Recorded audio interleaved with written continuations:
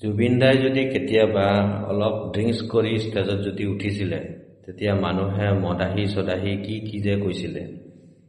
এতিয়া সিদিনাখন যে গুৱাহাটীত পষ্টমেলনে হাতত মদৰ গিলাচ লৈ চিগাৰেট এনেকৈ টানি পেলাই যে অডিয়েন্সৰ ফালে যে থু পেলাই পাৰফৰ্মেঞ্চ কৰিলে, কোনোবাই কিবা ক'লে জানো? নকয়, কাৰণ তেওঁ ইণ্টাৰনেশ্যনেল আৰ্টিষ্ট হয়। এটা পশ্চিমীয়া সংস্কৃতি তেওঁ আনি পেলাই আমাৰ ইয়াত দেখুৱাইছে। তেতিয়া তেওঁ কোনো একো নকয়। তেওঁ গামোচাখন আনকি তলত পেলাই দিলে, তথাপিও কোনো একো নক'লে।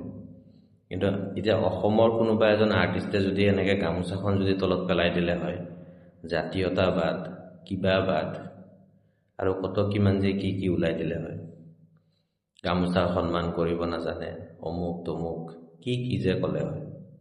এতিয়া সিদিনাখন তেওঁ গামোচাখনো আনকি পেলাই দিলে, কোনোৱে একো নক'লে।